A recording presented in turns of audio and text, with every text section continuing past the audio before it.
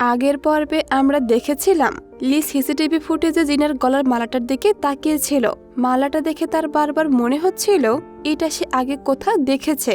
এ কথা ভাবতে ভাবতে তার মাথায় হঠাৎ ভীষণ ব্যথা শুরু হয়ে যায়। ঠিক তখনই কেউ একজন তার দরজায় ধাক্কা দেয়। আর্লি ভয়ে সেদিকে তাকায়। এই পার্টির শুরুতে দেখা যায় আসলে দরজায় ছিল সিন্ডি, কিন্তু মাথার ব্যথায় টিকতে না পেরে লি মেঝেতে পড়ে যায়। সিন্ডি এসে তাকে ধরে আর জিজ্ঞেস করে, চ্যাং তোমার কি হয়েছে? পরিস্থিতি খারাপ দেখে গ্রেস সঙ্গে সঙ্গে মোজোকে ফোন করে। মোজো খবর পেয়ে জিনা আর এন্ড্রুকে অন্য জায়গায় সরিয়ে দেয় এবং নিজে লিকে দেখতে আসে। এরপর তারা ডাক্তার ডাকে। ডাক্তার লিকে অনেক পরীক্ষা করে। অন্যদিকে সিন্ডি কাঁদতে কাঁদতে বলে চ্যাং ভালো না হওয়া পর্যন্ত সে তাকে ছেড়ে কোথাও যাবে না। মোজো তাকে বোঝানোর চেষ্টা করে তারা চ্যাংয়ের খেয়াল রাখবে, কিন্তু সিন্ডি কারো কোনো কথাই শোনে না। এমন সময় মোজোর কাছে প্যানির ফোন আসে। কথা বলার জন্য মোজো ঘরের বাইরে যায়। প্যানি তাকে বলে গিমির উপর নাকি হামলা হয়েছে। তবে প্যানির সন্দেহ হচ্ছে মানুষের সহানুভূতি পাওয়ার জন্য যে নিজেই এই কাজটা ঘটিয়েছে। এরপর হাসপাতালে গিমিকে দেখা যায়। তার মাথায় ছিল আঘাতের চিহ্ন আর ব্যান্ডেজ বাঁধা। তবে সে এখন আগের চেয়ে অনেকটাই ভালো, কিন্তু যে এই সুযোগটা হাতছাড়া করতে চায় না। সে ডাক্তারকে বলে মিডিয়ায় গিয়ে বলতে গিমির অবস্থা খুব খারাপ, তাকে দ্রুত ইমার্জেন্সিতে ভর্তি করতে হবে। গিমি তো অবাক হয়ে যায়। সে বলে আমি তো একদম ভালো আছি, তাহলে এমন বলছো কেন? যে তখন বলে আরে একটু বুদ্ধি দিয়ে কাজ করো। নাটক না করলে মানুষ আমাদের উপরে দয়া দেখাবে কিভাবে? আর দয়া না দেখালে আমাদের তো ভোট দেবে না। গিমি তখন বলে কিন্তু এই অভিনয় আমি কতদিন করব? কেউ যদি সত্যিটা জেনে ফেলে তবে তো মহাবিপদ। যে বলে ওইসব চিন্তা তোমাকে করতে হবে না, আমি সব সামলে নেব, তুমি শুধু বেহুশ হয়ে থাকার নাটকটা করো। কিছুক্ষণের মধ্যে গিমিকে ইমার্জেন্সিতে নিয়ে যাওয়া হয়। সেখানে গিয়ে যে মিডিয়ার সামনে কাঁদতে কাঁদতে বলে আমার ওয়াইফ গিমির অবস্থা অনেক খারাপ। আর নীলও বানিয়ে বলে যে গিমির অবস্থা একদমই ভালো না, খুব তাড়াতাড়ি তার অপারেশন করতে হবে। নীল খবরটা সত্যি ভেবে কান্না করতে শুরু করে আর নিজের উপরে রাগ দেখায়। সে ভাবতে থাকে সে নিজে কিভাবে নিজের মেয়ের এই অবস্থা করলো। তখন জেরার তাকে সাবধানে বলে স্যার এখানে এসব বলবেন না, সমস্যা হয়ে যাবে। অন্যদিকে যে মিডিয়ার সামনে অনেক নাটক করছিল সে বলতে থাকে ওই লাঠির বাড়ি তো আমার উপরে পড়ার কথা ছিল। গিমি আমাকে বাঁচাতে গিয়ে নিজেই আঘাত পেয়েছে। আমি সাধারণ মানুষের জন্য কাজ করছি বলেই কিছু গুন্ডা এটা সহ্য করতে পারছে না। তারা আমার উপরে প্রতিশোধ নিতে চায় আর সেজন্যই গিমির উপরে হামলা চালিয়েছে। তবে আমার জীবন গেল, আমি মানুষের জন্যই লড়ে যাব। এসব শুনে নীল ভীষণ চিন্তায় পড়ে যায়। ঠিক তখনই জেরার তাকে একটু লুকিয়ে বলে আপনি বাড়ি চলে যান, আপনার মেয়ের তেমন কিছুই হয়নি, সামান্য একটু আঘাত লেগেছে মাত্র। জেজের বডিগার্ড আমাকে সবকিছু বলেছে। ভোটে জেতার জন্য যে এই নাটকটা সাজিয়েছে। কথাটা শুনে নীল অবাক হয়ে বলে এ তো দেখছি আমার চেয়েও বড় চালবাজ। অন্যদিকে সিন্ডি লির জ্ঞান ফেরার জন্য পাশে বসে অপেক্ষা করছিল। সে বলতে থাকে চ্যাং তুমি খুব ভাগ্যবান, কারণ আমি আর কারো এতটা খেয়াল রাখিনি যতটা তোমার রাখছি। এভাবে কথা বলতে বলতে সিন্ডি লিকে জড়িয়ে ধরে পাশে ঘুমিয়ে পড়ে। কিছুক্ষণ পর যখন লির জ্ঞান ফিরে আসে সে সিন্ডিকে না ডেকে তাকে বিছানায় শুয়ে দিয়ে বাইরে চলে আসে। বাইরে মোজো তাকে জিজ্ঞেস করে তুমি কি এখন ঠিক আছো? লি বলে আমি ভালো আছি, কালকে ওই উকিলকে সিসিটিভি ফুটেজে দেখেছিলাম। হঠাৎ তার গলার লকেট দেখে আমার একটা কথা মনে পড়েছিল, কিন্তু পুরোটা মনে করতে পারছি না। তবে আমার মনে হয় তার সঙ্গে আমার নিশ্চিত কোনো সম্পর্ক আছে। তুমি একটা কাজ করো, তাকে ফোন দিয়ে এখানে ডেকে নাও, আমি তার সঙ্গে কথা বলবো। মোজো শুনে তো বেশ অবাক হয়ে যায়। তবে লির কথা সে ফেলতেও পারবে না, তাই সে জিনাকে ফোন দেয়, কিন্তু জিনার ফোনটা তখন বন্ধ ছিল। লি তখন বলে ফোন বন্ধ তো কি হয়েছে, তুমি তো নিশ্চয়ই তার বাড়ি চেনো, চলো আমরা তার বাড়িতে গিয়ে তার সঙ্গে দেখা করে আসি। অন্যদিকে জিনা এন্ড্রু জন আর তাদের টিমের একজন এত বড় কাজের কন্ট্রাক্টে পেয়ে খুশিতে উদযাপন করছিল। সবাই জিনার প্রশংসা করে বলে যে জিনা যদি কৌশল করে নাথানকে ভুল অঙ্কের হিসাব না দিত তবে তারা এই কাজটি পেত না। আড্ডার মাঝে জন হঠাৎ এন্ড্রুকে জিজ্ঞেস করে তুমি তো জিনাকে পছন্দ করো তাই না? এন্ড্রু লুকিয়ে না রেখে সরাসরি বলে হ্যাঁ আমি জিনাকে পছন্দ করি। জন তখন হেসে বলে তাহলে তোমরা দুজন এখানে কথা বলো, আমরা একটু অন্যদিকে যাচ্ছি। এই বলে জন বাকিদের নিয়ে সেখান থেকে সরে যায়। সবাই চলে গেলে এন্ড্রু কিছুটা রোমান্টিক হয়ে জিনাকে বলে তুমি যখন আমার পাশে থাকো তখন আমার সবকিছুই খুব সুন্দর লাগে। জিনা তখন তাকে প্রস্তাব দেয় তাহলে তুমি আমার কাজের সঙ্গী হয়ে যাও, দুজন মিলে আমরা জেজের উপরে প্রতিশোধ নেব। এন্ড্রু সঙ্গে সঙ্গে রাজি হয়ে বলে ঠিক আছে আমি তোমাকে যে যে সব গোপন ফাইল এনে দেব। আমি সবসময় তোমার পাশে থাকবো। কথাটি শুনে জিনা খুব খুশি হয়ে যায়। কথা বলতে বলতে এন্ড্রু জিনার হাত ধরতে গিয়েও থেমে যায়। সে ভাবে এখনই এত তাড়াহুড়ো করা ঠিক হবে না। ওদিকে জিনার বাড়ির বাইরে লি আর মোজো গাড়িতে বসে অপেক্ষা করছিল। ঠিক তখনই এন্ড্রু আর জিনা সেখানে এসে পৌঁছায়। গাড়ি থেকে নামার সময় এন্ড্রু জিনার হাত ধরেছিল। জিনা হেসে বলে, আরে এসব এখন কি করছো? এন্ড্রু বলে, এখন তো আমরা সঙ্গী হয়ে গেছি, একটু তো করাই যায় তাই না? দূর থেকে এটা দেখে লি মনে মনে ভাবে তারা হয়তো একে অপরকে ভালোবাসে। লি দীর্ঘশ্বাস ফেলে মোজোকে বলে, মনে হয় তারা ডেট করছে। তার মানে এ সেই মেয়ে নয় যাকে আমি ভালোবাসতাম। থাক, আর তাদের পিছু নেওয়ার দরকার নেই, চলো হোটেলে ফিরে যাই। অন্যদিকে হাত থেকে কাজটা চলে যাওয়ায় নাথান কষ্টে প্রচুর মদ খাচ্ছিল আর একা একা কাঁদছিল। সে বলতে থাকে, জিনা আমাকে দ্বিতীয়বারের মতো ঠকালো, আমি সত্যি একটা বোকা। তখনই তার মা এসে তাকে সান্ত্বনা দিয়ে বলে, এখানে কান্নাকাটি করে কি লাভ? আমি তো তোমাকে শুরুতেই বলেছিলাম ওই মেয়েটাকে কখনো বিশ্বাস করো না। আমি বোর্ড মেম্বারদের সঙ্গে কথা বলবো, আর এন্ড্রুর বদলে ডোডো গ্রুপের হয়ে মিস্টার কের সঙ্গে এই চুক্তিতে তুমি সই করবে। কিন্তু নাথান বলে, মা ওই এন্ড্রু মাঝখানে এসে ঝামেলা করবে, সে তোমাকে এমনটা করতে দেবে না। তখন চেয়ারম্যানের স্ত্রী বলে, আমি এই কোম্পানির চেয়ারম্যান, আমি যা ইচ্ছে তাই করতে পারি। অন্যদিকে ঘুম থেকে উঠে সিন্ডি দেখতে পায় সে লির বিছানায় শুয়ে আছে। তা দেখে সে একটু ভয় পেয়ে যায় যে চ্যাং আবার তার সঙ্গে খারাপ কিছু করেনি তো। ওদিকে লি বসে বসে টিভি দেখছিল। খবরে দেখানো হচ্ছিল গিমির উপরে হামলা হয়েছে এবং তার অবস্থা খুবই খারাপ। খবরে জেজে আর গিমির অনেক প্রশংসা করা হচ্ছিল, যেন তারা খুবই ভালো মানুষ। লি খবরটা দেখে বুঝতে পারে এগুলো নিশ্চিত যেতে সাজানো কোনো চক্রান্ত। ঠিক তখনই সিন্ডি সেখানে এসে বলে, তুমি ঠিক আছো তো? লি উত্তরে বলে, আমি কিভাবে ঠিক থাকি? তুমি আমার বিছানায় শুয়েছিলে, তাই আমাকে বাধ্য হয়ে বাইরে এসে শুতে হয়েছে, তবে আমি এমনিতেই ভালো আছি। সিন্ডি হেসে বলে, চিন্তা করো না, তোমার বিছানা ব্যবহার করার ভাড়া আমি দিয়ে দেব। তখন মোজো বলে, আমরা কিন্তু এখনো ডোডো গ্রুপের সঙ্গে চুক্তিটা সই করিনি, আমাদের দ্রুত সাইন করতে হবে। এ কথা শুনে সিন্ডি বলে, তুমি নাথান বা এন্ড্রুর সঙ্গে চুক্তি করার বদলে আমার সঙ্গে করতে পারো। আমি তো ডোডো গ্রুপের বোর্ড মেম্বার আর শেয়ার হোল্ডার, আর আমার মতো কোম্পানির চেয়ারম্যান। তাছাড়া আমার ভাই নাথান আর এন্ড্রুর মধ্যে তো সবসময় ঝামেলা লেগেই থাকে, এতে পরে সমস্যা হতে পারে, তাই আমার সঙ্গে চুক্তি করে ফেলো, তবেই সব দুশ্চিন্তা শেষ হবে। লি বলে, হ্যাঁ, ধারণাটা খারাপ নয়, তবে এ বিষয়ে আমরা পরে কথা বলবো। তুমি মিটিং এ এসো, সেখানে সিদ্ধান্ত নেওয়া হবে। সিন্ডি চলে যাওয়ার পর মোজো লিকে জিজ্ঞেস করে, তুমি কি সত্যি ওর সঙ্গে চুক্তি করবে? লি হেসে বলে, আমরা তো এখানে নাথান আর জেজের উপরে প্রতিশোধ নিতেই এসেছি, ওদের দুজনের মধ্যে মারামারি হতে দেখলে বেশ ভালোই হবে, মিটিং এই দেখে কি হয়। এরপর দেখা যায় এন্ড্রু মিটিং এর জন্য তৈরি হচ্ছিল।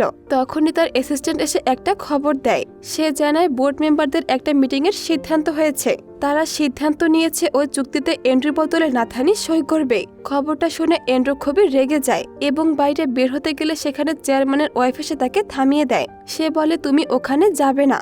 এন্ড্রু চিৎকার করে বলে, আমি নিজের পরিশ্রমে এই কাজটা পেয়েছি, আর সই করবে আপনার ওই বোকা ছেলে। চেয়ারম্যানের ওয়াইফ তাকে আরো রাগানোর জন্য বলে, আমি জানি তুমি অনেক কষ্ট করেছো, তাই তুমি একটু বিশ্রাম নাও আর নাথানকে এই কাজটা করতে দাও। এন্ড্রুর মাথার রক্ত তখন চড়ে যায়। সে কারো কথা না শুনে মিটিং এর দিকে রওনা হয়। চেয়ারম্যানের ওয়াইফ দ্রুত নাথানকে ফোন করে সতর্ক করে দেয়, এন্ড্রু কিন্তু ওদিকেই আসছে, সে পৌঁছানোর আগে তুমি তাড়াতাড়ি চুক্তিতে সই করে ফেলো। ওদিকে অফিসে নাথানকে দেখে মোজো জিজ্ঞেস করে, তুমি এখানে কেন এসেছো? নাথান বলে, কেন এসেছি মানে, ডোডো গ্রুপ আমার কোম্পানি, তাই কোম্পানির পক্ষ থেকে আমি চুক্তিতে সই করতে এসেছি। মোজো তাকে বলে, আচ্ছা ঠিক আছে, তুমি মিটিং রুমে গিয়ে বসো। মোজো লিকে বিষয়টা জানালে লি হেসে বলে, আমি তো এটাই চেয়েছিলাম, এবার দেখো আমি কি চাল চালি। এমন সময় এন্ড্রু সেখানে ধেয়ে আসে। মিটিং রুমে তাকে দেখে নাথান জিজ্ঞেস করে, তুমি এখানে কেন এসেছো? এন্ড্রু পাল্টা বলে, আমার কথা ছাড়ো, তুমি এখানে কি করছো? তোমার কি একটু লজ্জা নেই? অন্যজনের কষ্টের ফল চুরি করতে এসেছো। নাথান রেগে গিয়ে বলে, তুমি আমাদের পরিবারে ঢুকে আমার সব হক কেড়ে নিয়েছো। নাথান আর এন্ড্রুর কথা কাটাকাটির এক পর্যায়ে হাতাহাতি শুরু হয়ে যায়। ঠিক তখনই সেখানে সিন্ডি এসে হাজির হয়। সে বিরক্ত হয়ে বলে, তোমাদের দিয়ে কখনোই কিছু হবে না, তোমাদের মধ্যে একটু নিয়ম শৃঙ্খলা নেই, তাই এই চুক্তিতে তোমরা কেউ নয় বরং আমি সই করব। ওদিকে সিসিটিভি ফুটেজে তাদের এই পুরো নাটক দেখছিল লি। মোজো গিয়ে লিকে জিজ্ঞেস করে তুমি চুক্তিটা কার সঙ্গে করবে। লি তখন মোজোকে একটা নাম বলে দেয়। এরপর মোজো মিটিং রুমে গিয়ে উপস্থিত হয়। নাথান আত্মবিশ্বাসের সঙ্গে বলে মিস্টার কে নিশ্চয়ই আমার সঙ্গে এই চুক্তিতে সাইন করবেন। কিন্তু মোজো সবাইকে অবাক করে দিয়ে এন্ড্রুর নামটা ঘোষণা করে এবং তাকে লির সঙ্গে দেখা করতে নিয়ে যায়। তা দেখে সিন্ডি প্রচন্ড রেগে গিয়ে বলে চ্যাং তুমি আমাকে ঠকালে। এ কথা শোনা মাত্র নাথান তো পুরো আকাশ থেকে পড়ে। সে অবাক হয়ে জিজ্ঞেস করে কি বলছো এসব, মিস্টার কে আসলে চ্যাং? তবে এন্ড্রু তখনও এই আসল সত্যটা জানতো না। সে যখন লির ঘরে ঢোকে লিকে সামনে দেখে তার পায়ের তলার মাটি যেন সরে যায়। সে বিশ্বাসই করতে পারছিল না লি এখনো বেঁচে আছে, তাও আবার এত বড় একজন ব্যবসায়ী হয়ে ফিরে এসেছে। লি একটু ভাবনি এন্ড্রুকে জিজ্ঞেস করে আরে আমার বন্ধু কেমন আছো, কতদিন পর তোমার সঙ্গে দেখা হলো। সত্যি বলতে আমি তোমাকে খুবই মিস করেছি। এরপর লি তাকে বসে ড্রিঙ্কসের অফার করে বলে আমরা এখানে শুধু ব্যবসা করতে এসেছি, তাই আমার ব্যক্তিগত জীবন নিয়ে তুমি কখনো কোনো কথা বলবে না, ঠিক আছে? এন্ড্রু তখন বলে ঠিক আছে, তুমিও আমার পার্সোনাল লাইফ নিয়ে কখনো কিছু বলতে পারবে না। এই বলে এন্ড্রু চুক্তিতে সই করে দেয়। সই করার পর লি হঠাৎ জিজ্ঞেস করে আচ্ছা তুমি তোমার লিগ্যাল অ্যাডভাইজারকে সঙ্গে কেন আনোনি? এন্ড্রু অবাক হয়ে বলে হঠাৎ তার কথা কেন জিজ্ঞেস করছো, তুমি কি তাকে চেনো? এন্ড্রু কথা শেষ করার আগে লি তাকে থামিয়ে দিয়ে বলে থাক, আমি তোমার ব্যক্তিগত বিষয়ে ঢুকবো না। অন্যের প্রেম ভালোবাসা নিয়ে আমার কোনো মাথা ব্যথা নেই। এন্ড্রু লির এমন আচরণ দেখে বেশ অবাক হয়ে যায় আর জানতে চায় তার আসলে কি হয়েছে, কিন্তু মোজো তাকে থামিয়ে ঘরের বাইরে নিয়ে যায়। এন্ড্রু তখন গ্রেকে চেপে ধরে জিজ্ঞেস করে সত্যি করে বলো তো চ্যাংয়ের আসলে কি হয়েছে, সে এভাবে ঘুরিয়ে ফিরে কেন কথা বলছে? গ্রে তখন তাকে সব সত্যি বলে দেয় যে অ্যাক্সিডেন্টে লির স্মৃতিশক্তি হারিয়ে গেছে এবং জিনের কথা বলতে গিয়ে সে সবকিছু ভুলে যায়। অন্যদিকে নাথান আবার সিন্ডিকে জিজ্ঞেস করে মিস্টার কে কি আসলেই চ্যাং? সিন্ডি রেগে গিয়ে বলে হ্যাঁ, কিন্তু সে আমাকে ধোকা দিয়েছে। নাথান পুরো থ হয়ে দাঁড়িয়ে থাকে। লির সঙ্গে দেখা করার পর এন্ড্রু বেশ চিন্তায় পড়ে যায়। সে এরপর সোজা জিনের বাসায় চলে যায়। এখন এন্ড্রু ভালো করে জেনে গেছে যে লির মনে জিনের কোনো স্মৃতি নেই আর সে মনে মনে কোনো নতুন মতলব আটে। পরের দিন সকালে দেখা যায় লি জিম করছিল। তখন সিন্ডি সেখানে এসে লির উপরে চড়া হয় এবং চিৎকার করে বলে তুমি আমাকে কেন ঠকালে?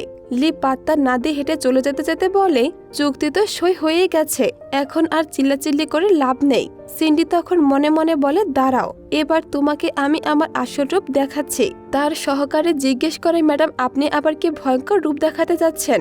সিন্ডি ভাব নিয়ে বলে আমি আমার রূপ আর সৌন্দর্য দিয়ে ওকে পটিয়ে ফেলবো। সহকারী বলে ম্যাডাম এসব করে কি আপনি ওকে পটাতে পারবেন? সিন্ডি বলে সেটা আমি দেখে নেব। এর পরের দৃশ্যে লি সুইমিং পুলের পাশে বসেছিল। সেখানে সিন্ডি সুইমিং ড্রেস পরে এসে হাজির হয়। তাকে দেখে আশেপাশের সবাই হা হয়ে তাকিয়ে থাকে।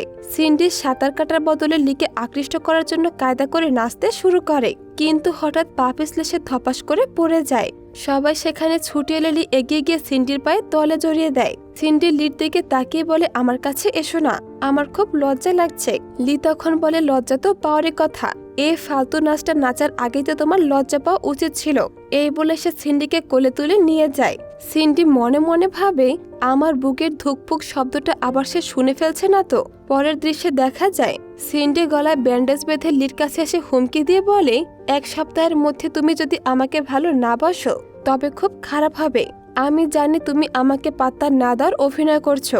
লি মনে মনে বলে এ আবার কোথা থেকে এলো। তারপর সে মুখে বলে আমার তো মনে হয়েছিল তুমি আমাকে বাঁচানোর জন্য ধন্যবাদ দিতে এসেছো, তা না করে এসব কি উল্টাপাল্টা কথা বলছো।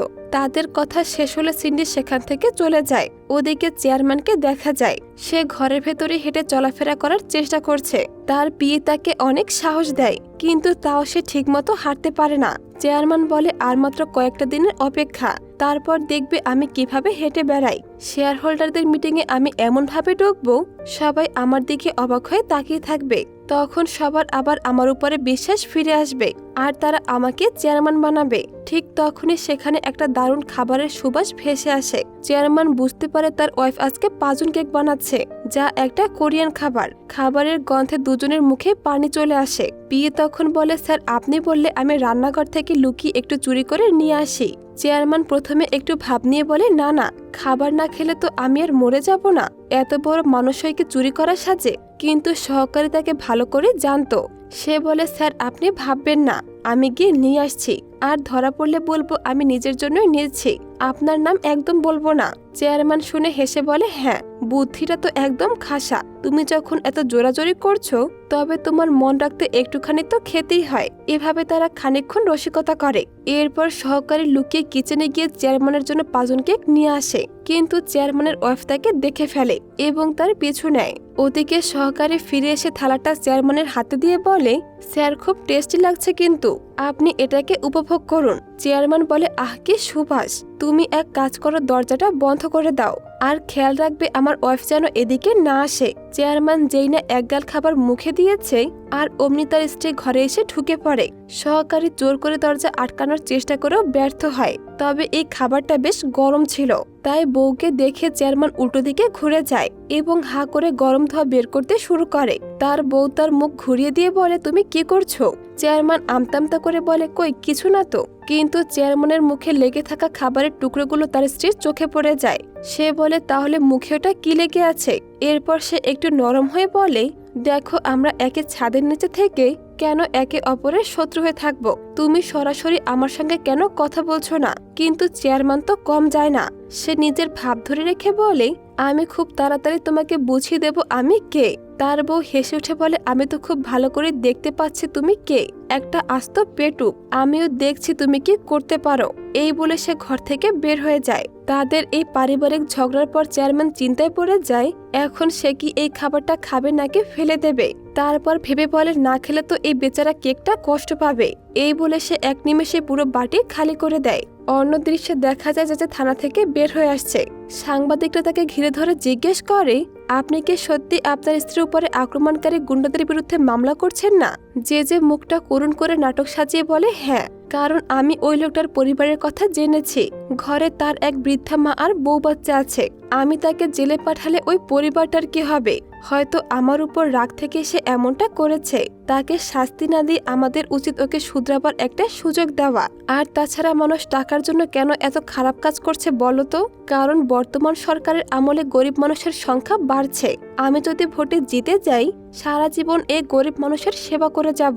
দূর থেকে গাড়িতে বসে লি এই পুরোটাই দেখছিল, আর তার বুঝতে বাকি থাকে না যে এটা জেজের বানানো একটা নাটক ছাড়া আর কিছুই না।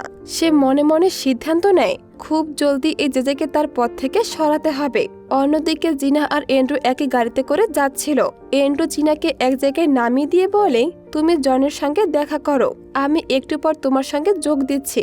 জিনা রাস্তার পাশে দাঁড়িয়ে অপেক্ষা করছিল। ঠিক তখনই লির গাড়ি সেখানে এসে থামে। লি গাড়ি থেকে নেমে অন্যদিকে মুখ ফিরে কারোর সঙ্গে ফোনে কথা বলছিল, কিন্তু পেছন থেকে দেখে জিনার মনে হতে থাকে এই লোকটা তার খুবই পরিচিত।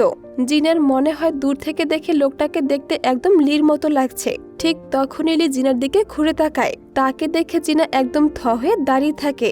লি সেখান থেকে চলে যেতে শুরু করলে জিনা তাকে ডাকার জন্য তাড়াহুড়ো করে রাস্তা পার হতে যায়, কিন্তু ব্যস্ত রাস্তায় গাড়ি চলাফেরা করার কারণে সে ভয়ে দাঁড়িয়ে পড়ে, আর এভাবেই সে লিকে হারিয়ে ফেলে।